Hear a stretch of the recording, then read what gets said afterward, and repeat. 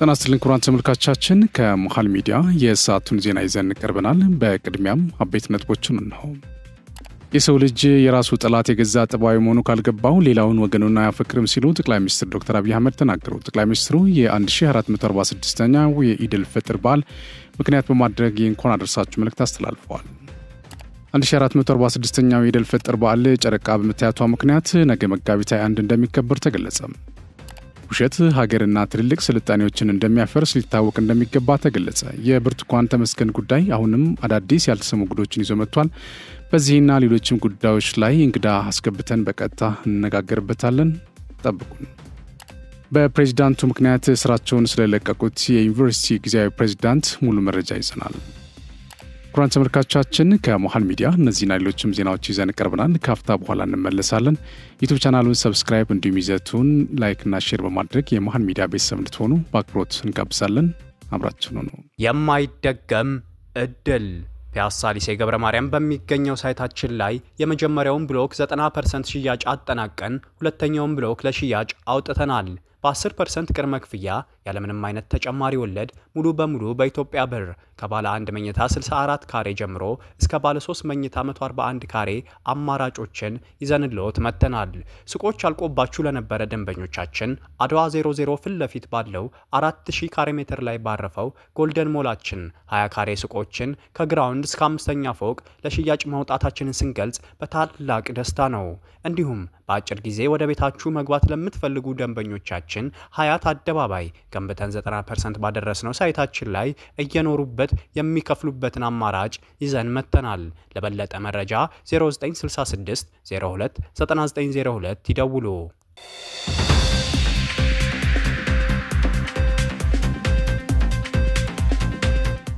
በቅድሚያ ጠቅላይ ሚኒስትር ዶክተር አብይ አህመድ እንኳን ለ1446ኛው የኢድል ፈጥር በዓል አደረሳችሁ ሲሉ መልእክት አስተላለፉ። ሙሉ መልእክቱ እንደሚከተለው ይቀርባል። ኢድል ፈጥር የረመዳን ጾምን የማጠናቀቂያ በዓል ነው። ኢድል ፈጥር የምስጋና የበጎ አድራጎትና የወንድማማችነት እህትማማችነት በዓል ነው። ኢድል ፈጥር ከአንድ ወር የጾም ጊዜ በኋላ የሚመጣ በዓል ነው። ጾሙ የሰውን ድካም አቅም ማነስና ልክ የሚያሳይ ነው። ፈጣሪ ካልደገፈው በቀር የሰው ልጅ አቅም ውስን መሆኑ ያሳያል። ትዕቢት፣ ጥጋብና ክፋት በዚህ ደካማ ሰው ላይ መበቀላቸውን ለተመለከተ የሰው ጠላት የገዛ ጠባዩ መሆኑ ይማራል። ሰው በዘመናት ውስጥ ሌሎችን ለመግዛት የታገለውን ያህል ራሱን ለመግዛት አልታገለም። ዛሬም በሀገራችን የምናየው ፈተና በዋናነት ራስን ካለመግዛት የሚመጣ ፈተና ነው። ራስን የማይገዛ ሰው አቅሙን አያውቀውም፣ ወደ ውስጡ አያይም። ጠላቱን ከገዛ ጠባዩ ውስጥ ከመፈለግ ይልቅ ጠላቱን ከጎረቤቱ ይፈልገዋል። በዚህ የተነሳ ከገዛ ወገኑ ጋር ሲቃረን ይኖራል። እንደ ረመዳን አይነት ወቅቶች ውስጥን ለመመልከት የሚጠቅሙ ናቸው። ውስጣቸውን የተመለከቱ ሰዎች ምስጋና ገንዘባቸው ነው። ሰው የራሱን ልክ ካላወቀ ሌላውን አያደንቅም፣ ሌላውን አያመሰግንም። የሌለውን ካልተረዳ ያለውን አያውቅም፣ አያደንቅም። የራሱ ጠላት የገዛ ጠባዩ መሆኑ ካልገባው ሌላውን ወገኑን አያፈቅርም። ለዚህ ነው የጾም መጨረሻ ኢድል ፈጥር የምስጋና በዓል የሆነው። ጾሙ ከቤተሰብ ጀምሮ እስከ ማህበረሰብ ድረስ ራስን ገዝቶ ለመሰባሰብ ይጠቅማል። መሰባሰቡ ከስሜት የወጣ ስክነትና ራስን መግዛት ያለበት ነው። ሀገራዊ ምክራችን ይህን እሴት ቢላበስ እንጠቀማለን። መነጋገሩ ብቻ አይጠቅምም። ከስሜት ወርዶ በስክነት ተመርዶ ነገን ተመልክቶ መመካከር። ያ ከሆነ እንደ ኢድ ሁሉ የምክክራችን ፍጻሜው ምስጋና ይሆናል። የኢድ ሌላው እሴት በጎ አድራጎት ነው። አቅም ለሌላቸው፣ ሁኔታው ላልተሟላላቸው ወገኖች መልካምን ነገር ማድረግ፣ ዝምድናን፣ ዘርን ወይም እምነትን ሳይመለከቱ ሰውን በሰውነቱ ብቻ መርዳት። የጾም ምንዳ ሙሉ የሚሆነው በጎ አድራጎት ከተጨመረበት ነው። በጎ አድራጎት ማለት ከራስ አጉድሎ ሌላውን መሙላት ነው። እንደ ሀገር ለመቀጠልና እንደ ሕዝብ ለመተሳሰር በጎ አድራጎት እጅግ አስፈላጊ እሴት ነው። ራስን በሌላው ጫማ ላይ አስገብቶ ማየት፣ የሌላው ጉድለት ለመሙላት ሲባል የራስን ማጣት፣ ለምን ወገን ያዝናል፣ ለምን ወገን ይከፋል ብሎ መንገብገብ። ሁላችንም የየራሳችን ወገን ጥቅምና መብት በማስከበር ብቻ ሀገር ልንገነባ አንችልም። ትስስራችን ወገን ዘለል ሆኖ የሌላውን ወገን ጉዳትና ፈተና መጋራት ይገባናል እንጂ የኔ ቤት ሲሞላ አይደለም የእርሱ ቤት የሚሞላው፣ የእርሱ ቤት ሲሟላ ነው የኔ ቤት የሚሟላው። የፖለቲካ ምህዳራችን በዚህ ነባር እሴታችን ላይ ካልተመሰረተም ፍትሐዊነትንና እኩልነትን ለማስፈን እንቸገራለን። እነዚህን ሁለቱን እሴቶች የሚያስተሳስረው የኢድ እሴት ወንድማማችነት፣ እህታማማችነት ነው። ወንድማማችነት፣ እህታማማችነት ማለት በጋራ እሴቶች በመተባበርና በጋራ ግብ ላይ የተመሰረተ ወዳጅነት ነው። የወዳጅነት በስነ ምግባር የተገራ ፍቅርንና አንዱ ለሌላው መቆምን መሰረት ያደርጋል። የጋራ ኃላፊነትን ይወስዳል። በሀገራችን የፖለቲካ ህይወት እጅግ አስፈላጊው ግን እጅግ የተረሳው እሴት ነው። መብትንም ሆነ ግዴታን በወንድማማችነት እህታማማችነት መነጽር መመልከት ነገሩን ለሰውነት ቅርብ ያደርገዋል። ለኔ ከሚለው አውጥቶ ለኛ ከሚለውም ጭምር አውጥቶ ለነርሱና ለኛ ከሚለው አውጥቶ ለኛ ይቅርብን ለነርሱ ይደረግ ወደሚለው የላቀ ስብዕና ያደርሷል። በእምነቶች፣ በፖለቲካ ፓርቲዎች፣ በማህበረሰቦችና በልሂቃን መካከል የተሻለውን አብሮነት የሚፈጥረው ወንድማማችነት እህታማማችነት ነው። የተሻለ መረዳዳት፣ የተሻለ መተዋወቅ እና የተሻለ መግባባት ይፈጥራል። ለሌላው ሲል መተውን፣ ለሌላው ሲል መቀበልንና ለሌላው ሲል ለበደሎች ዕውቅና መስጠትን የሚያስገኘው እሴት ወንድማማችነት እህታማማችነት ነው። የኢድ በዓል አንዱ እሴት የሆነውም በዚህ የተነሳ ነው። የኢድን በዓል እነዚህን የበዓሉ እሴቶች እያሰብን እያዳበርንና ለሀገር ግንባታ እየተጠቀምን እንድናከብረው ጥሪ አቀርባለሁ። ቤተሰቦች፣ ጎረቤታሞች፣ ማህበረሰቦችና የእምነት አባቶች ሲሰባሰቡ እነዚህ ሶስት የኢድ እሴቶች ጎልተው እንዲወጡና ማህበረሰባችን እንዲገነባባቸው እንዲያደርጉ አደራ እላለሁ። ኢድ ሙባረክ። ኢትዮጵያ በልጆቿ ጥረት ታፍራና ተከብራ ለዘላለም ትኑር። ፈጣሪ ኢትዮጵያና ህዝቦቿን ይባርክ። መጋቢት 20 2017 ዓ.ም። በረመዳን ወር የተገኘው መንፈሳዊ በረከት ትህትና፣ ፍቅርና አንድነት ጠብቆ ማስቀጠል ፈጣሪ ከሁሉም ሙስሊም የሚጠብቀው ተግባር ነው ሲሉ የኢትዮጵያ የሃይማኖት ተቋማት ጉባኤ ገለጸም። ጉባኤው 1446ኛው የኢድ ፈጥር በዓል ምክንያት በማድረግ ለመላው ኢትዮጵያውያን ሙስሊሞች እንኳን አደረሳችሁ መልእክት አስተላልፈዋል። በመልእክቱም በመላው ሙስሊም ዘንድ በናፍቆት የሚጠበቀው የረመዳን ወር የጀሃነም በሮች የሚዘጉበትና የጀነት በሮች የሚከፈቱበት የእዝነት የጸጋና የመንፈሳዊ በረከት ወር መሆኑን ገልጿል። ወሩ ሙስሊሙ ወገኖች በጾም እና በዱዓ ወደ ፈጣሪያቸው አብስተው የሚቀርቡበት፣ ፍቅርና መተሳሰብ የሚሰፍንበት፣ ርኅራኄና በጎነት የሚለቅበት፣ ወንድማማችነት መረዳዳትና ሰላም የሚስፋፋበት ታላቅ የጸጋ ወቅት ነው ብሏል።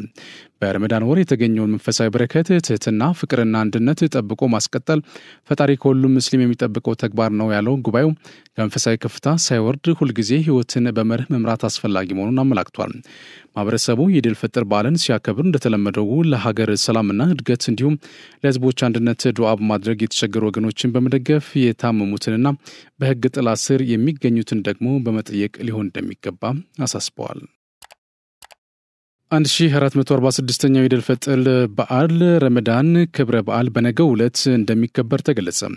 በዚህም ከበዓሉ ጋር ተያይዞ በአዲስ አበባ የኢድ ሰላት ተጀምሮ እስከሚጠናቀቅ የተወሰኑ መንገዶች ለተሽከርካሪ ዝግ እንደሚሆኑ የአዲስ አበባ ፖሊስ አስታውቋል። ነገ መጋቢት 21 ቀን 2017 ዓ.ም የሚከበረውን 1446ኛው የኢድ ፈጥር ረመዳን በዓል ያለምንም የጸጥታ ችግር እንዲከበር የጸጥታና ደህንነት የጋራ ግብረ ኃይል ቅድመ ዝግጅቱን አጠናቆ ወደ ስራ መግባቱ የሚታወስ ሲሆን በዓሉን ምክንያት በማድረግ በአዲስ አበባ የሚከናወነው የኢድ ሰላት ተጀምሮ እስከሚጠናቀቅ የተወሰኑ መንገዶች ለተሽከርካሪ ዝግ ይሆናሉ። በመሆኑም የትራፊክ መጨናነቅ እንዳይፈጠር አሽከርካሪዎች ከዚህ በታች የተገለጹትን መንገዶች ዝግ መሆናቸውን ተገንዝበው ለሌሎች አማራጮችን እንዲጠቀሙ የአዲስ አበባ ፖሊስ አሳስቧል። በዚህ መሰረት ከመገናኛ በ22 አደባባይ ወደ መስቀል አደባባይ ለሚመጡ ተሽከርካሪዎች ቅዱስ ዑራኤል አደባባይ፣ በተመሳሳይ ከቦሌ አካባቢ በአትላስ መብራት ወደ ቅዱስ ዑራኤል አደባባይ ለሚሄዱ አትላስ መብራትና ፒኮክ መብራት ላይ፣ ከቦሌ ወሎ ሰፈር መታጠፊያ ወደ ኦሎምፒያ አደባባይ ለሚሄዱ አሽከርካሪዎች ኦሎምፒያ አደባባይ ላይ፣ ከወሎ ሰፈር ጀምሮ እስከ ጋዜቦ አደባባይ ውስጡን ወደ ዋናው መንገድ የሚያስወጡት መንገዶች ዝግ የሚደረጉ ይሆናል። ከአጎና መስቀለኛ ወደ ጥላሁን አደባባይ ሳን ጆሴፍ መብራት አጎና ሲኒማ መስቀለኛ ላይ፣ ከቡልጋሪያ መብራት ወደ ገነት ሆቴል ሜክሲኮ አደባባይ ለሚሄዱ አሽከርካሪዎች ቡልጋሪያ መብራት ላይ፣ ከቅዱስ ልደታ ጸበል በኤዩ ቅዱስ ሚካኤል መታጠፊያ ወደ ሜክሲኮ አደባባይ ኤዩ ሚካኤል መታጠፊያ፣ ከጦር ኃይሎች በከፍተኛ ፍርድ ቤት ወደ ሜክሲኮ አደባባይ ለሚሄዱ ከፍተኛ ፍርድ ቤት አደባባይ ላይ፣ ከአብነት አካባቢ በፈረሰኛ ፖሊስ መብራት ወደ ጨፌ ሜዳ መብራት ፈረሰኛ መብራት ላይ፣ ከሞላ ማሩ መስቀለኛ ወደ ጌጃ ሰፈር መውረጃ ሞላ ማሩ መታጠፊያ ላይ፣ ከመርካቶ አካባቢ በአቡነ ተክለ ሃይማኖት አደባባይ ወደ ጥቁር አንበሳ ለሚሄዱ አቡነ ተክለ ሃይማኖት አደባባይ ላይ ዝግ ይደረጋል። ከፒያሳ በባንኮ ድሮማ መብራት ወደ ቴዎድሮስ አደባባይ ባንኮ ድሮማ መብራት ላይ ከሲግናል አካባቢ በሴቶች አደባባይ ወደ ካዛንቺስ ለሚሄዱ ተሽከርካሪዎች ሴቶች አደባባይ ላይ ከንጋቱ 11 ሰዓት ጀምሮ ፕሮግራሙ እስከሚጠናቀቅ ድረስ መንገዶች ዝግ ይሆናሉ። ከዚህ በተጨማሪም ዛሬ ከበዓሉ ዋዜማ ምሽት ጀምሮ በተጠቀሱት ቦታዎች ላይ ተሽከርካሪዎችን ላጭርም ይሁን ለረጅም ሰዓት ማቆም የተከለከለ ሲሆን ህብረተሰቡም ከፖሊስ የሚሰጠውን መረጃ ተገንዝቦ የትራፊክ ፖሊስ አባላት የሚጠቁሙት አማራጭ መንገዶችን እንዲጠቀምና ለትራፊክ ፖሊስ አባላት ትዕዛዝ አስፈላጊውን ትብብር እንዲያደርግ የአዲስ አበባ ፖሊስ ጥሪውን እያስተላለፈ ለእምነቱ ተከታዮች በሙሉ በዓሉ የፍቅርና የሰላም እንዲሆን መልካም ምኞቱን ይገልጻል። ከዚሁ ከኢድ ጋር ተያይዞ በሐረሪ ክልል የሚገኙ የተለያዩ ሃይማኖት አባቶችና ተከታዮች 1446ኛው የኢድ አል-ፈጥር በዓል የሚከበርበትን ቦታ አጽድተዋል። በብልጽግና ፓርቲ የክልሉ ቅርንጫፍ ጽሕፈት ቤት ኃላፊ ጌቱ ወይሶ በዚህ ወቅት እንዳሉት ሐረር የሰላም የፍቅርና የመቻቻል እሴት በተግባር የሚታይበት ከተማ ናት። ይህም በህዝቦችና በሃይማኖቶች መካከል አብሮነትና መቻቻልን በማጎልበት ረገድ ጉልህ ፋይዳ እንዳለው መናገራቸውን የክልሉ ኮሚኒኬሽን ቢሮ መረጃ አመላክቷል። የጽዳት መርሃ ግብሩ ተሳታፊዎች በበኩላቸው በክልሉ መሰል የመደጋገፍ እሴቶች በሃይማኖቶች መካከል መቻቻል፣ አብሮነትና ሰላምን እያጎለበቱ ነው ሲሉ ተናግረዋል። ታህሳስ 2012 ዓ.ም ጠቅላይ ሚኒስትር ዶክተር አብይ አህመድ ምን ብለው ነበር? አዲስ አበባን እውነተኛ አዲስ አበባ እናድርጋታለን፣ እንደ ስሟ እውነተኛ አዲስ አበባ ትሆናለች፣ ካለም በኋላ የአፍሪካ መዲና መሆኗን ለማረጋገጥ ሰፋፊ ስራዎች እየተሰሩ ነው ሲሉ ገልጸው ነበር። ዛፍ መትከል፣ ማጽዳት፣ ፓርኮች ማስፋት፣ ይህን ስራ በሚቀጥሉት 3 ዓመታት ወደሚቀጥለው ሌየር ካሳደግ ነው ሙሉ በሙሉ አንድነት ፓርክ ግቢውን ከያዘ ይህንን ስራውን ጨርሶ ለህዝብ ክፍት ከሆነ ቦሌ መንገድ ላይ የጀመርነው ስራ ካሳለጥንና እስከ እንጦጦ ከወጣን ካለምንም ጥርጥር በየትኛውም የአፍሪካ ሀገር በዚህ ደረጃ የቱሪስት መስህብ መሆን የሚችል ታሪክ ያለው ዛፍ ያለው እጅግ የሚያምር የአየር ንብረት ያለው እና መልክዓ ምድሩ የተለየ ውበት ያለው ቦታ ያለ አይመስለኝም ብሎ ነበር። ካለም ለኔ አንደኛ ቦታ ይሄ ነው ሲሉ ጠቅላይ ሚኒስትር ዶክተር አብይ አህመድ ተናግረዋል። ታሪክን የዋሌት እንደሚከተለው ይቀርባል።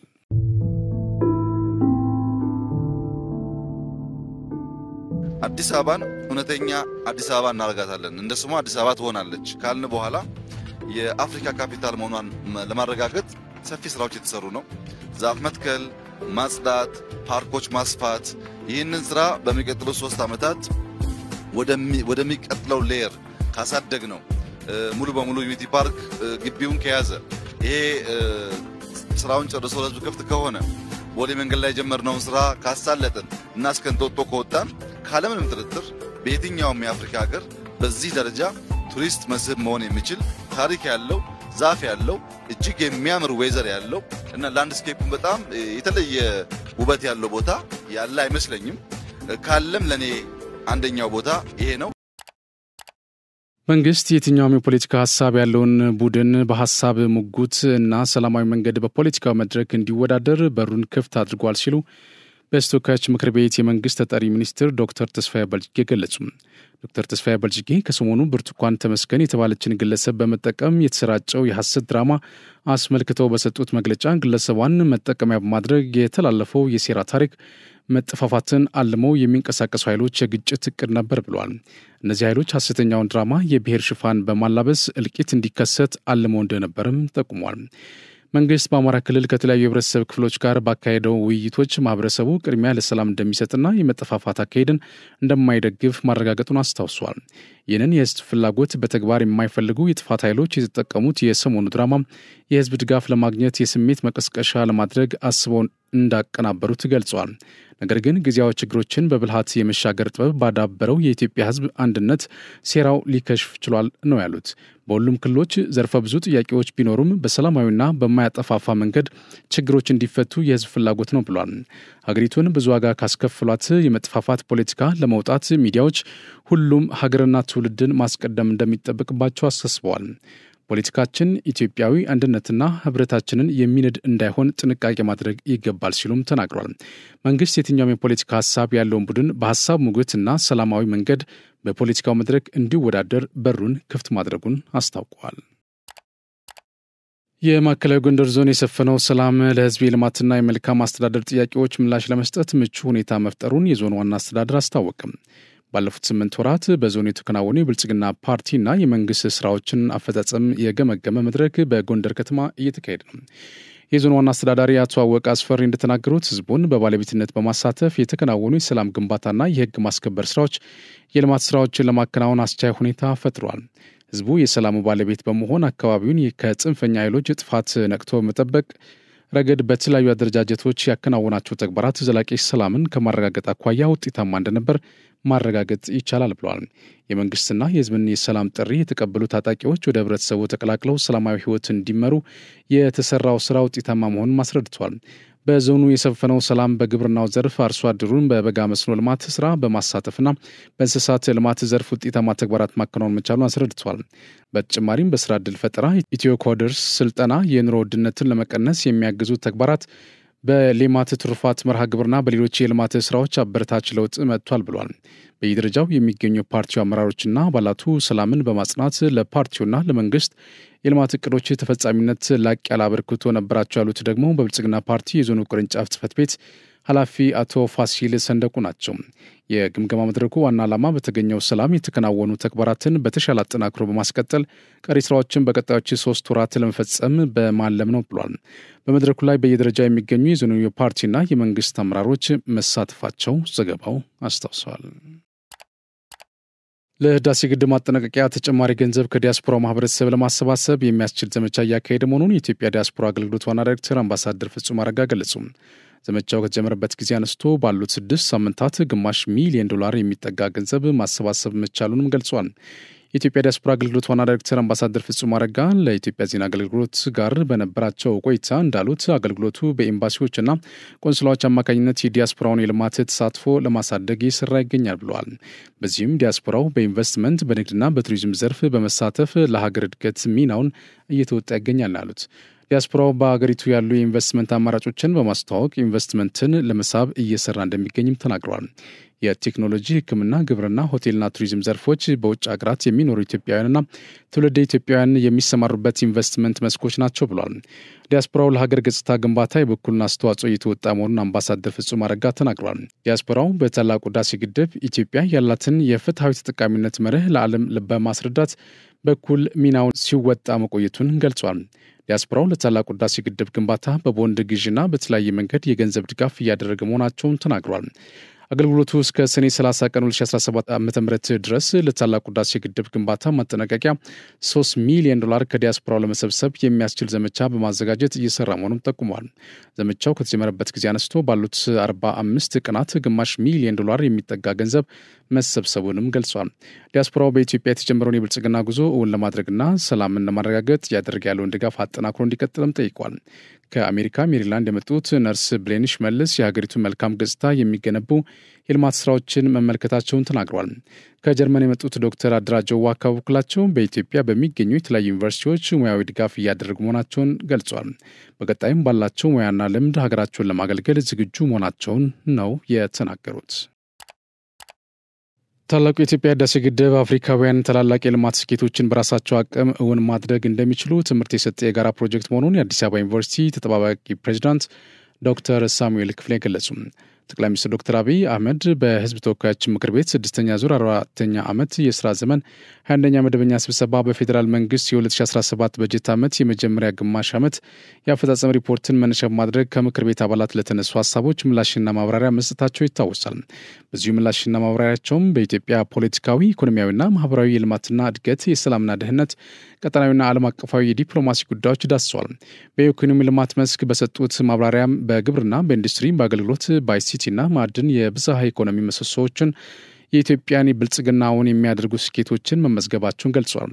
የኢትዮጵያን የአንድነትና የሀገር ተስፋ ምልክት በሆነው የታላቁ ህዳሴ ግድብ ግንባታ ማብራሪያቸውን ፕሮጀክቱ በሚቀጥሉት 6 ወራት ተጠናቆ ለምርቃት እንደሚበቃ አስታውሰዋል። የአዲስ አበባ ዩኒቨርሲቲ ተጠባባቂ ፕሬዚዳንት ሳሙኤል ክፍሌ ለኢትዮጵያ ዜና አገልግሎት እንዳሉት ታላቁ የህዳሴ ግድብ ይህን ትውልድ በልማት ተጋድሎ ያስመዘገበው ዳግማዊ የአድዋ ድል ነው ብሏል። ግዙፉ የኃይል ማመንጫ የልማት ፕሮጀክቱም ከኃይል ማመንጫነት ባሻገር ኢትዮጵያ ኢፍትሐዊ ልማትን መሸከም የማትችል ጠንካራ ሀገር መሆኗን ማሳያ እንደሆነም ገልጿል። በተጨማሪም ኢትዮጵያዊና በየዘመኑ ሁለንተናዊ ድሎችን ማሳካት እንደሚችሉ ትምህርት የሰጠ ታሪካዊ አሻራ መሆኑን ተናግሯል።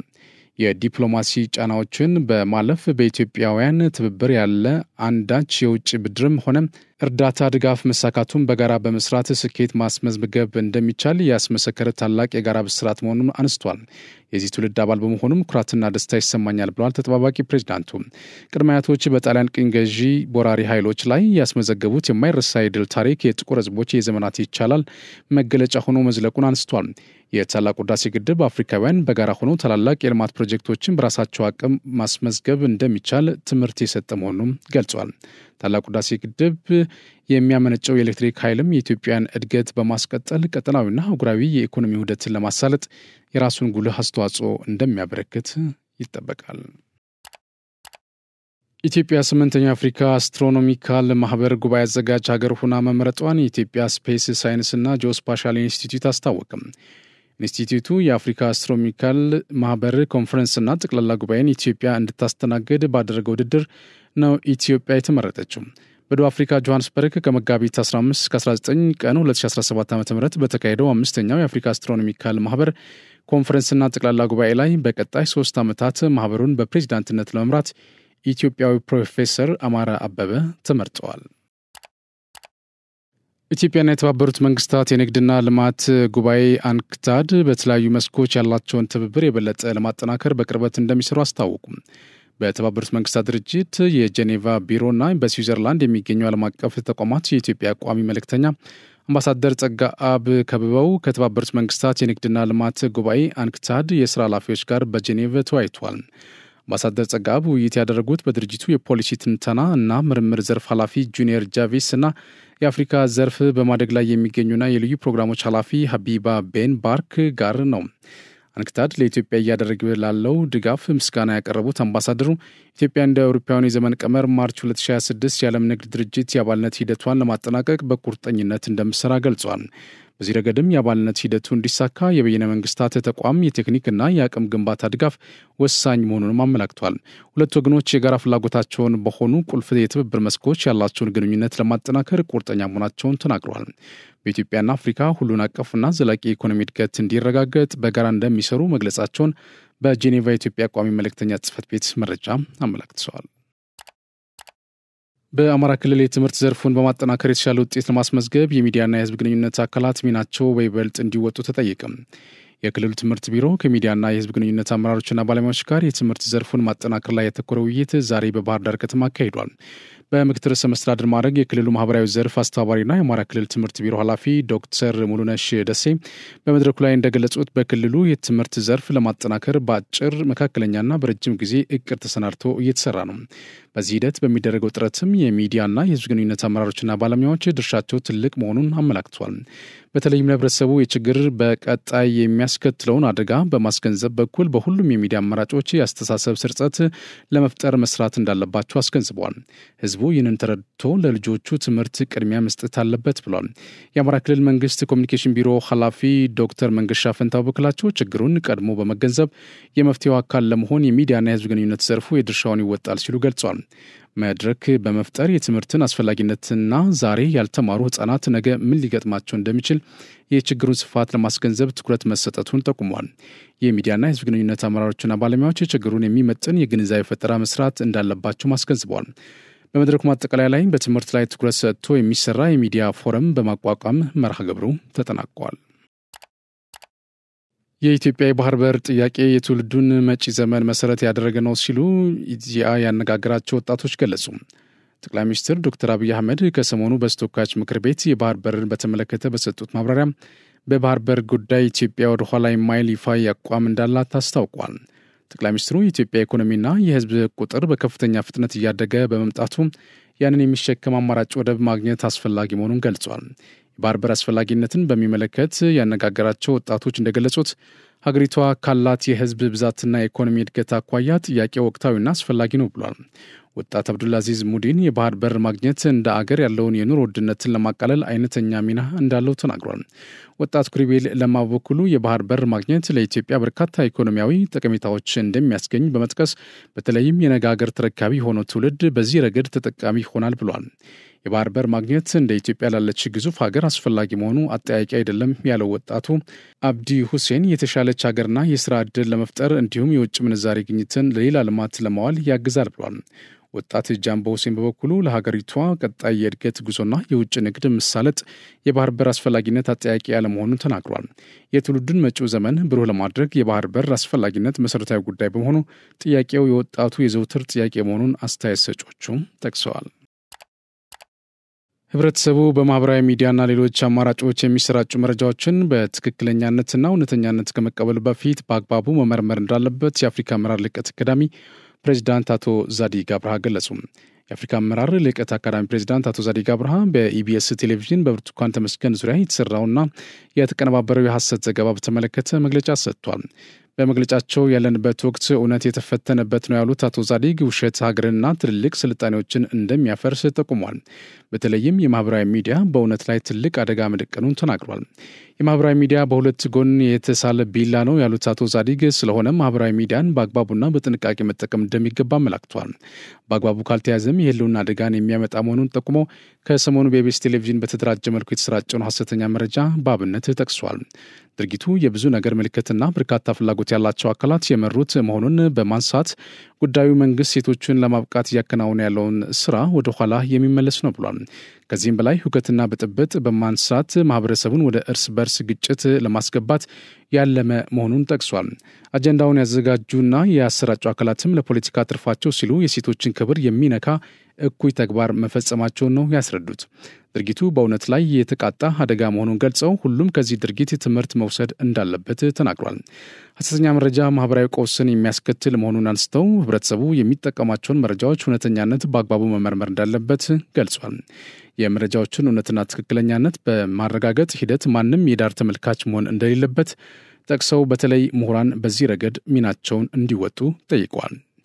በብርቱካን ተመስገን ዙሪያ የሌሎችም አዳዲስ መረጃዎች ወጥቷል። ከወጡት አዳዲስ መረጃዎች መካከል የሚከተለው ድምጽ ወጥቷል። እሱን ተከታትለን እንመለስ። ማለት እንዴት ሆኖ ነው ተቀረጸ? አንቺ እንዴት ነው የተቀረጸ? ትወና ስሪ ብለው ወስደው ነው እንደዚህ የተለቀቀ። ኧረ እባክሽ ማርያም እንዴ! እንዴት ነው? የት ነው ቪዲዮውን የሰራው? ዋና ወስደው ነው በመኪና ወስደው ራሳቸው ኢቢኤሶች። አዎ። እንዴት አገኙሽ? መጀመሪያ እንዴት አገኙሽ? ሐኪም ቤት ክትትል ነበረኝ እያስከታተል እና አልጠየቅሻቸውም እንዴ? አንቺ ምንድነው ምናምን ለምን ተፈልጎ ነው ምናምን አላልሻቸውም? ኧረ እኔ አዲስ ምዕራፍ እንደሚቀር መሻወኩኝ ሲለቀቅ እኮ ነው መቼ እንደሚለቀቅ ስላላወኩኝ በቃ ብዙ ነን 6 ነን እኮ ነው ስራውን የሰራ ነው። ግን እዚህ ላይ መጥቶ ደግሞ ቆራርጠው እኔ ብቻ ነኝ እርዳታ ነው የተጠየቀው። ሌላም ሰው ነበር አብሮ እንደዚህ አይነት ታሪክ ተነግሮት ይሰራ? አዎ ይሄ ታሪክ እኮ አልተነገረንም። ይሄ ታሪክ እኮ አይደለም መነባነብ ነበር ስናቀርብ የነበረ። ኧረ እባክሽ በጣም የሚያስደስት የሚያጫወት እኔ እንዳ እየሰራሁ እያለቀስኩ ሳይሆን የሰራው እየተጫወትን ፈታ እያልን የሰራው እናስታውስ። ግን አሁን እኮ ሰው ሁሉ ሰው ደጋግሞ ሁሉ አየሁት የወረደው ሰው ልኮልኝ። ይሄ ማለት ቪዲዮ በቃ ልክ ከዚህ በፊት እንደሚሰሩት አይነት ቪዲዮ ነው የሚመስለው። ምንም የመነባነብ የምናምን አይደለም የሚመስለው። ኧረ ተወስ እንደው ጥይቱ ራሱ ያስፈራ የለ። ቆይ የት ነው የሰራችው ቦታው? እዚሁ አዲስ አበባ ነው? የሌለው ታሪክስ እንዳንቺ አይነት ነው? ምን አይነት ሁኔታው ነው? አቀናብረው ነው አይደለም። ግማሹ የቅንብር ነው። እኔ ያለሁበት ነው እንጂ ሌላው የቅንብር ነው። ሌላውማ የቅንብር ነው። ጫካው ምናምን ነው። አንድ ሽት ይዘሽ ነው ያሉኝ። ሽቴን ይዤ ነው የለውም ሄድኩ። እኔ በሱሪ ነበር የሄድኩ።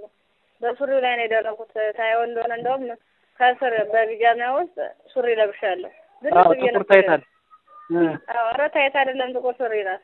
እሺ በዚያ ላይ ሽቲ ልበሽ በሱ ላይ ምናምን ሲሉኝ ይዤው በርኩት። በፊት ነበር ቋጥሬ ይዤ ይዤው አለበስኩት በሱሪው ላይ። እሺ በቃ እንደዚያ ነው እንግዲህ ስራቸው የፍረስና ገር። ቆይ በምን አይነት መንገድ ሆስፒታል ከዚህ በፊት ይከታተሉሽ ነበር ነው ወይስ ድንገት እንደው በአጋጣሚ ሆኖ? ኧረ እኔ ማውቃለሁ እንዴ ተሰነከተ የሚያውቁ ነው ሌላ ሰው ነው ቪዲዮውን የሰራው ራሳቸው የሚሰሩት አሁን የነበሩት ናቸው እንዴት ናቸው ከዚህ በፊት የነበሩ እዚያው ሚዲያ ላይ አውሮሽ የነበሩት አዎ ነሉላ ምናምን እስኪ ማርያም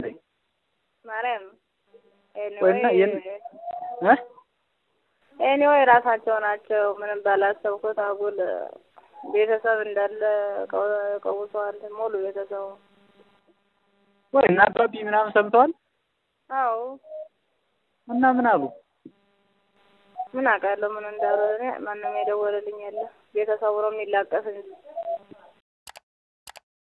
ክቡራን ተመልካቾቻችን በእነዚህና ከላይ የተመለከቱት ዋና ዋና ጉዳዮችና ሌሎችም ወቅታዊ ሀገራዊ ጉዳይ ላይ ተጨማሪ ማብራሪያ እንድሰጠን የመከላከያ ክብረ አባልና የማህበረሰብ አንቂ ሳሮን ሀጎስ በቀጥታ መስመራችን ላይ ትገኛለች። ከእሷ ጋር አጠር ያለ ቆይታ አድርጋለሁ።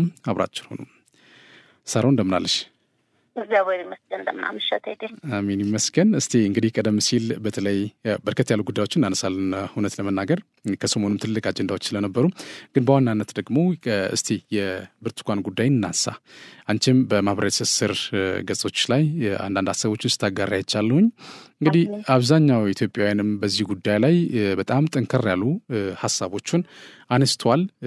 ከዚህ በኋላም እንደነዚህ አይነት ነገሮች ሊያደናግሯቸው እንደማይገባ ኢትዮጵያውያንን በተለያየ ፕላትፎርም እንግዲህ መልእክት ሲያስተላልፉ ያስተዋልንበት ሁኔታ ያለና ሳሮን እንደው የብርቱካንና የብርቱካናማው ኢቢኤስ ጉዳይ በእውነት ከሰሞኑ የነበረው ነገር በተለይ ደግሞ ይሄ ነገር እውነት ሆኖ ቢሆን ኑሮ ወይ ደግሞ ችግሩ ወይ አቃጆቹ እቅድ ያወጡት ሰዎች ባቀዱት ልክ ሴራው ተግባራዊ ቢሆን ኑሮ ኢትዮጵያ በጣም ከፍተኛ የሆነ ችግር ውስጥ ልትገባ እንደምትችል ያመላከተ ነበረ።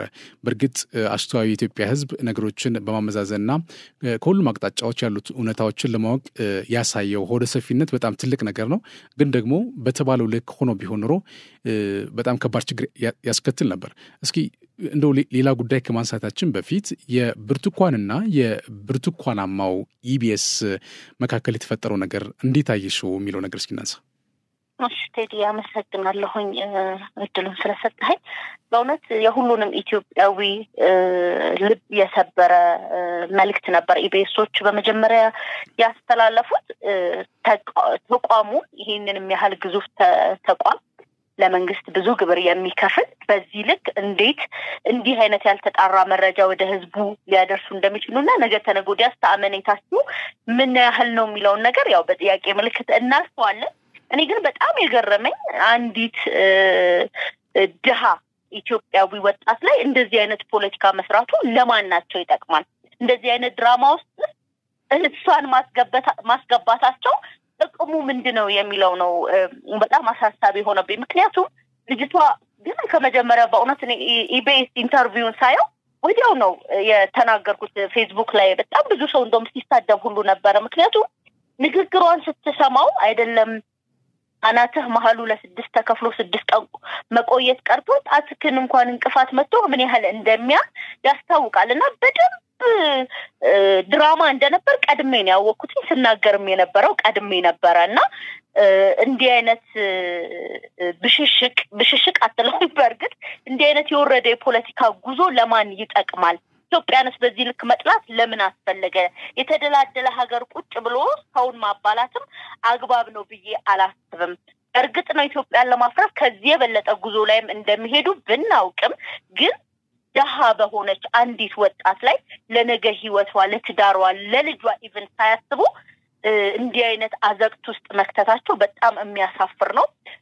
እንደውም ቅድም አንተ እንዳነሳኸው የኢትዮጵያውያንን ልበሰፊነት ያየንበት የነሱ ድራማ ሴራ የተጋለጠበት ነገ ከነጎዲያ በአዲስ አጀንዳ ስለመምጣታቸው ምንም ማረጋገጫ የለንም። የከዚህ በፊቶቹን አይነት ድራማ ሲሰራብን በቃችሁ ማለት እኛም እንዳለብን ነው የሚሰማኝ ቴዲ። አገርን ለማፍረስ በዚህ ልክ መሄድ ያውም ደግሞ በአንዲት ታማሚ ሴት በአንዲት ገና ወጣት በሆነች ሴት ይሄን ያህል መጓዙ ምን ያህል የዘቀጡ ሰዎች እንደሆኑ ማሳያም ጭምር ስለሆነ ከእንደዚህ አይነት በተደላደለ ሀገር ቁጭ ብለው ኑሯቸውን እየኖሩ እነሱ እኛን መሸቀጫ እንዳያደርጉን ግን የመጀመሪያዎቹ ጥንቃቄ መውሰድ ያለብን እኛ ራሳችንን ደግሞ በጣም ለሁሉም ኢትዮጵያዊ ማንቂያ ደውል ነው የሰሩት ሴራ ወደ ራሳቸው ዞሮ ራሳቸው ነው ያጋለጣቸው ምን ያህል ወራዶች ምን ያህል የዘቀጡ ምን ያህል ኢትዮጵያን እንደሚጣሉም ጭምር ነው ያሳየንና ይሄንን ያየ ማህበረሰብ በሙሉ ከእንደዚህ አይነት በሐሳብም ከወረዱ ሰዎች ራሳችን መጠበቅ አለብን even if ከዚህ በኋላ እኔ በእውነት ሚዲያቸውን ራሱ ማየት ተገቢ አይደለም በቃ እኛ ኢትዮጵያውያንን የሚያምርብን አንድነት ነው ኢትዮጵያዊነት ነው ደግሞ በዚህ መንገድ መንግስትን መገልበጥ አይቻልም አይተናል እኮ ከዚህ ቀደም እንኳን አይደለም በእንደዚህ አይነት በተራ ኢሹ ቀርቶ ታጥቀው ጫካ የገቡ ሰዎችም መንግስትን መገልበጥ አልቻሉም ስለዚህ ኢትዮጵያን ለማፍረስ ህዝቧን ለማባላት በተደላደለ ሀገር ቁጭ ብሎ መስራት ለነሱም ለኢትዮጵያውያንም አይጠቅምምና እኛ ብዙ አትርፈናል እውነቴን ነው ምልክ ኢትዮጵያውያን ሊደርስብን ከነበረው ከእንዲህ አይነት ያልተፈለጉ ወደ ጦርነት ወደ ግጭት የሚያስገቡ ነገሮች ብዙ አትርፈናል ልልህ ነው ወጣው ሴት በጣም ጥሩ ምናልባት ሳሮን ያው እንደሚታወቀው የኢቢኤስ ስራ አስፈጻሚ ዋና ስራ አስፈጻሚ በትናንትናው ዕለት ለተፈጠረው ከጋዜጠኝነት ስነ ምግባር ውጭ ሆነ ተግባር ኦፊሻሊ ይቅርታ የጠየቁበት ሁኔታ አለ ግን እዛ ይቅርታ ላይም የተለያዩ ሐሳቦች እነሳሉ ነት ለመናገር ኢቭን የተሰጡ ማብራሪያዎችም ምን ያህል የተፋለሱና ከልብ የመነጩ ያልሆኑ እንደሆኑ ባንድ በሌላ መንገድ እየተሰማ ያለበት ሂደት አለ እሱ ብቻ አይደለም ብርቱካንም ብትሆን እንደነዚህ አይነት ካራክተሮች ወይ ደግሞ የትወና ተግባራት በሚሰጣ ሰዓት መቀበሏን በራሱ አግባብነት የጎደለው እንደሆነ በነገራችን ላይ አሁንም ቀደም ሲል የሰማነው ድምጽ ነበረ በዛ ድምጽ ላይ አዳዲስ ነገሮች ናቸው የሚወጡት ኢቭን አምኖ ድራማ መሆኑ እየታወቀ መቀበል በራሱ ስህተት ነው ምክንያቱም ኮንሲኩዌንሱ መረዳት ማወቃል ማንኛውም ኢትዮጵያዊ በዚህ ልክ መረዳት አለበት በዚህ ችግር ላይ የተካተቱ የገቡ ወይ ደግሞ የሴራው አካል የሆኑ በርከት ያሉ ሰዎች አሉ በተለያየ ሙያ ላይ የተሰማሩ ሰዎች ማለት ነውና በአጠቃላይ በኢቢኤስ በኩል ያለው ክፍተት እንዳለ ሆኖ በልጅቱም ላይ ክፍተት እንዳለ እየተገለጸ ያለበት ሂደት አለ ይሄ ምናልባትም ሌሎች ሴቶች አሁን ጥቃት በሚደርስባቸው ጉዳት ሲደርስባቸው ድጋሚ የተአማኒነት ጥያቄ በህዝብ ዘንድ እንዲነሳ የሚያደርግ መጥፎ ጠባሳ እንደሆነም የሚናገሩበት ሁኔታ ያለና እንደው ከዚህ ጋር ተያይዞ የኢትዮጵያ ማህበረሰብ በተለይ እንደነዚህ አይነት ትክክለኛ ተጎጂዎችን እንዴት ይለያቸው እንዴት መለየት የሚችልበት የተኳለ አይን እንዴት ይኖረው የሚለውን የተወሰነ ሐሳብ እንሰጪ ማለት ነው በአንጻሩ ደግሞ በሸፍጥ የተሞሉ ያው የፖለቲካ አጀንዳ ይዘው ቀደም እንዳልሽው የውክልና ጦርነት አንድ አካል ስለሆነ በተለያየ አጋጣሚ አጀንዳ እየሰጡ የፕሮፓጋንዳ ሐሳቦችን እያሰራጩ ኢትዮጵያን ወደ ተፈለገ ችግር ለማስገባት የሚንቀሳቀሱ አካላት አሉ ምንም እንኳን እስካሁን በብረትም ቢሞክሩ ያልተሳካላቸው በተለያየ ነገርም ሞክረው ያልተሳካላቸው አካላት ቢሆንም አሁንም ቢሆን ተስፋ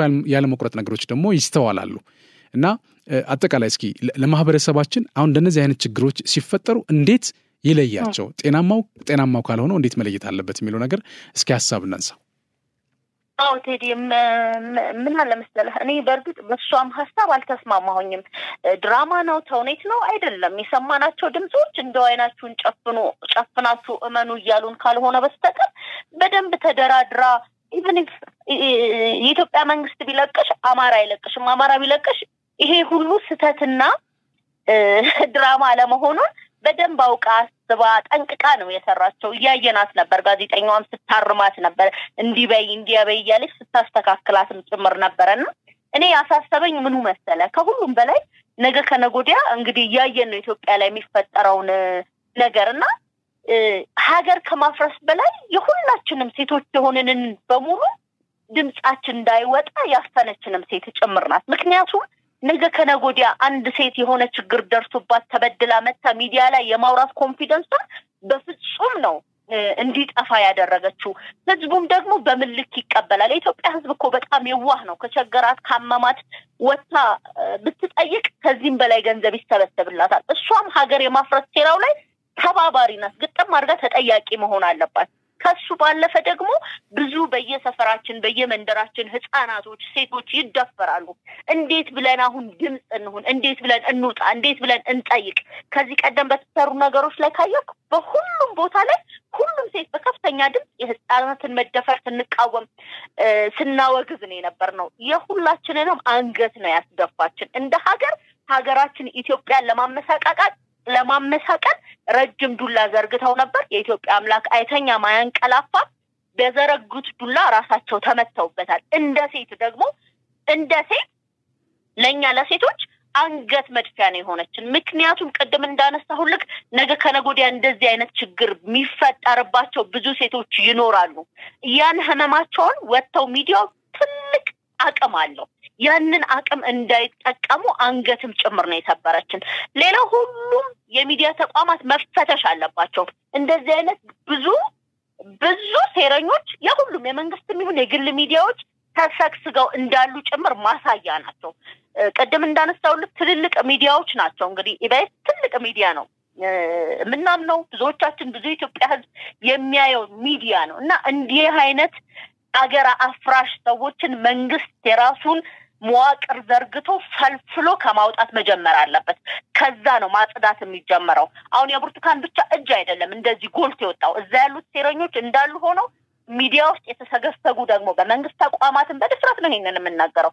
በሁሉም የሚዲያ ተቋማት ውስጥ የተሰገሰጉ ጽንፈኞች ኢትዮጵያን ለማፍራት ከተለያየ ሀገር ጋር የሚሰሩ ጽንፈኞች የኢትዮጵያ ጠላቶች ስላሉ እነሱንም ከማጽዳት መጀመር አለበት ነው ማለት እንዳልሽው ነው በነገራችን ላይ ያው የጋዜጠኝነት ሙያስን ምግባር ጠብቀው የሚሰሩ አክብረው ለህዝባቸው ለሀገራቸው አንድ ስቴፕ መሻገር ወይ ደግሞ ወደፊት እንድትራመድ በማድረግ ረገድ የበኩላቸውን አስተዋጽኦ የሚያደርጉ በጣም ምርጥ የሚባሉ ጋዜጠኞች የተሻገሩ ብለን የምንላቸው ጋዜጠኞች ያሉበት ሀገር ያሉበት የሚዲያ ተቋማት ያሉ መሆናቸው በዚህ አጋጣሚ መዘንጋት አለብን ብያለምንም ግን ያው እንዳልሽው አንቺም ያው ሴራው እንደዚህ እኛ ባቀድነው ልክ ሳይሆን እነሱ ባቀዱት ልክ የሚመጣበት ሆናት ያለ እሱ ብቻ አይደለም የድሮ ታክል እንቅልፍ የሌላቸው ጠላቶች አሉ ኢትዮጵያ ወደፊት እንዳትሄድ ኢትዮጵያ በነገራችን ላይ በጦርነት ውስጥ ተሆኖ አሁን ላይ ያለችው ኢትዮጵያ በማየታቸው የሚደነግጡ የሚደናበሩ እንዴት ሆነ ብለው ትልቅ ጥያቄ ውስጥ ያላቸው በውስጣቸው ትልቅ ጥያቄ የሚፈጥርባቸው ሰዎች ያሉበት ሁናት ያለና እንደነዚህ አይነት ነገሮች አሁን ጦርነት ባይኖር ኖሮ ችግር ባይኖር ኖሮ እንደነዚህ አይነት ብዙ ነገር ነው ያለፍነው ብዙ ነገር እነዚህ ያለፍናቸው ነገሮች ባይኖሩ ኖሮ ምናልባት ኢትዮጵያ አሁን ካለችበት 2 እና 3 እጥፍ የምታድግበት ሁናቴዎች የነበረበት ሂደት ነበረ ዞሮ ግን በዚህ ሙያ ላይ ተሰማርተው የሚሰሩ ጋዜጠኞች ምን ብላቸው የሚዲያ አመራሮች እንደነዚህ አይነት ችግሮች ከመፈጠራቸው በፊት ቀድሞ ማየት የሚገባው ማለት ሙያውን ባስጠበቀ መልኩ ሳንሱር ይደረግ ሳይሆን እውነተኛ ስለመሆኑ ማረጋገጥ እንደዚህ አይነት አጀንዳ ያላቸው አካላትም ሊኖሩ እንደሚችሉ ታሳቢ አድርጎ ጥንቃቄ ማድረግ እንደሚያስፈልግ ትልቅ ትምህርት ሰጥቶ ያለፈ ነው እስቲ ቅድም ጽንፈኛልሽ ሰሩኒ ማለት ካገኘው ሻይቀር ስለ ጽንፈኞችም እናንሳ እንግዲህ ኢትዮጵያ ላለፉት 7 አመታት በተለይም ደግሞ ዶክተር አብይ አህመድ ወደ ስልጣን ከመጡ ወዲህ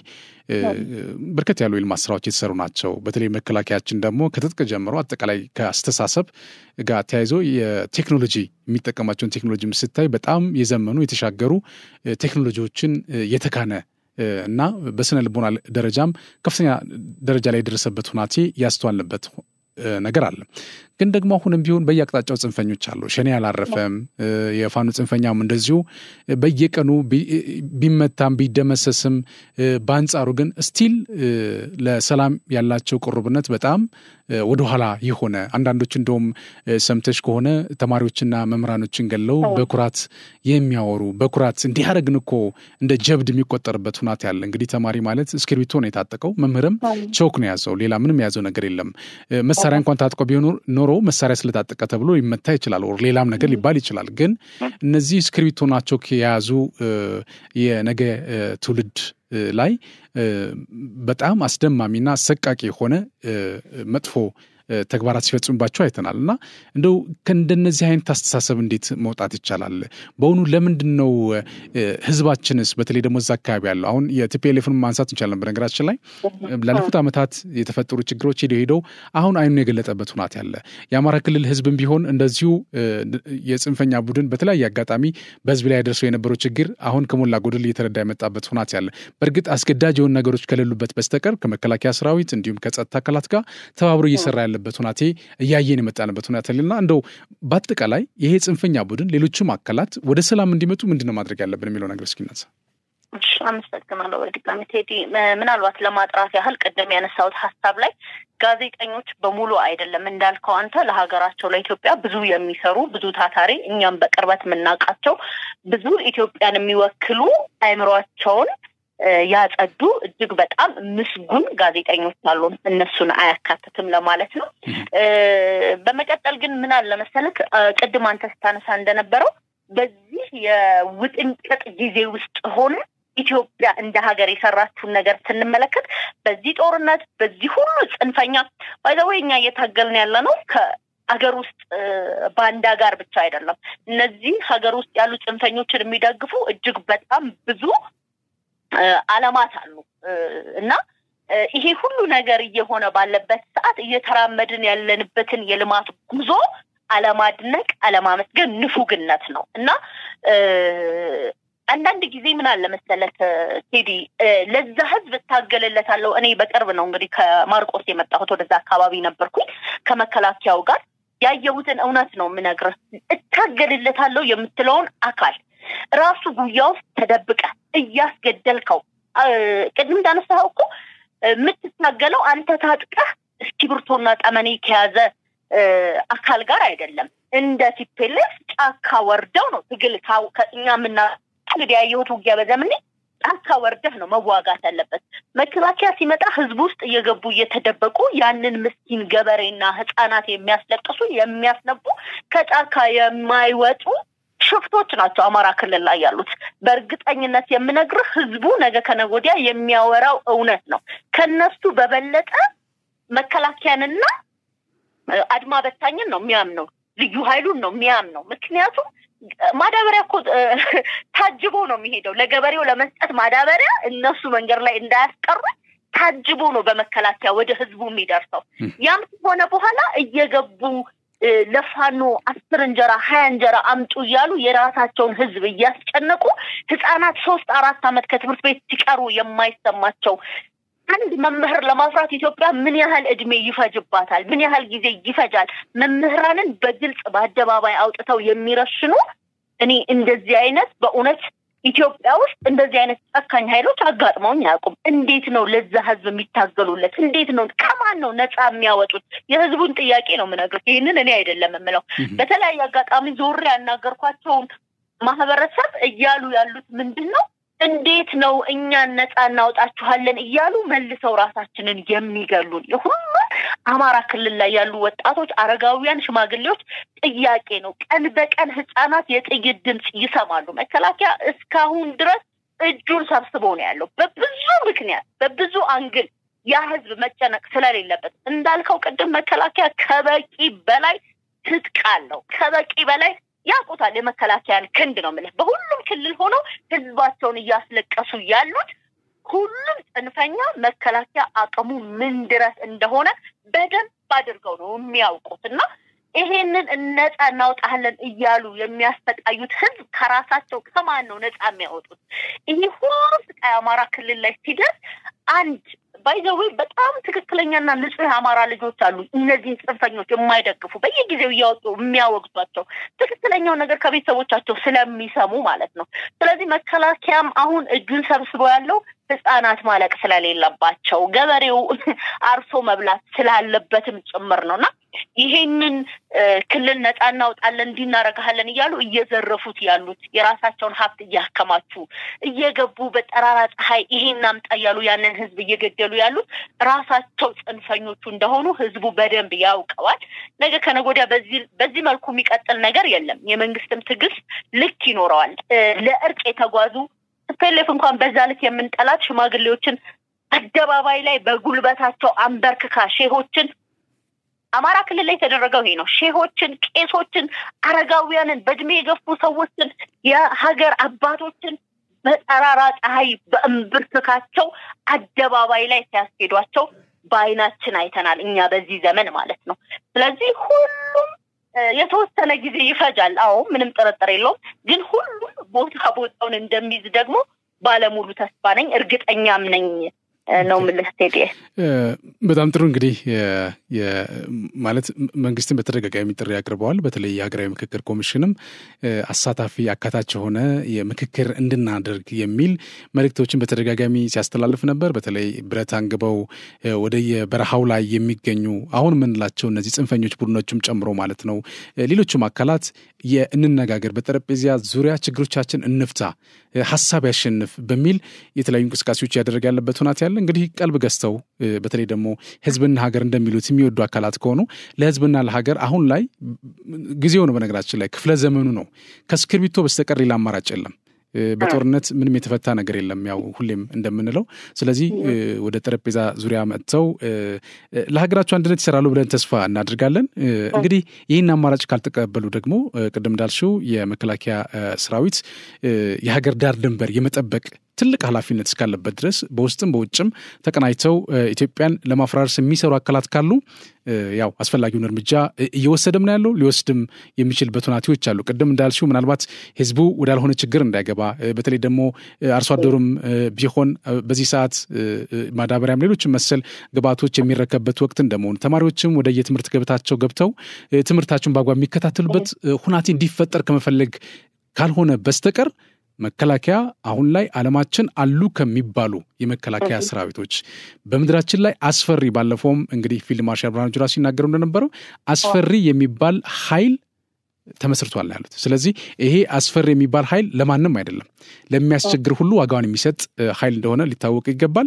እንግዲህ ኢትዮጵያውያንም አሁን የተጀመሩ የልማት ስራዎችን ዳር እንዲደርሱ ባይዙ ልማት ነው። ልማትን የሚቃወም ሰው እኔ ጤነኛ ነው ብዬ አላስብም። ይቅርታ አድርግልኝና እኮም ለሴዲ ይቅርታ አድርግልኝ ላቋርጥህና እንደው ይበሉ ዶክተር አብይ ምናልባት ከስልጣን ቢነሳ ብለው ካሰቡም እኮ ያለሙትን የሰሩትን ነገር እኮ ይዘውት አይሄዱም። ለኛው ለኢትዮጵያውያን ለልጆቻችን ነው የሚተርፈው። እና ጤነኛ አይምሮ ያለው ኢትዮጵያዊ የሆነ ኢትዮጵያን የሚወድ እንዴት ነው ልማትን የሚቃወመው? ሁሉንም ነገር ተወው እኮ አገር ስትለማ በሰለጠነ ሀገር ላይ እንኳን በየጊዜው ልማት አለ፣ በየጊዜው ቁፋሮ አለ አይደለም? እኛ ገና ብዙ የሚቀረን ኢትዮጵያውያን ማለት ነውና ሁልጊዜ ጥያቄ የማቀርበው ብዙ ጥያቄ ሊኖር ይችላል። አዎ ሊኖር ይችላል፣ ምንም ጥርጥር የለውም። ግን ሀገር በመልማት ላይ ኢቨን ኢፍ የራስን አስተዋጽኦ ባታደርግ እንኳን እንዴት የሚሰሩ እጆችን የሚሰሩ እኛ እንግዲህ ብዙ የጎበኘነው ነገር አለ ካንተም ጋር በመሆን 24 ሰዓት ነው ኢትዮጵያ ውስጥ የሚሰራው።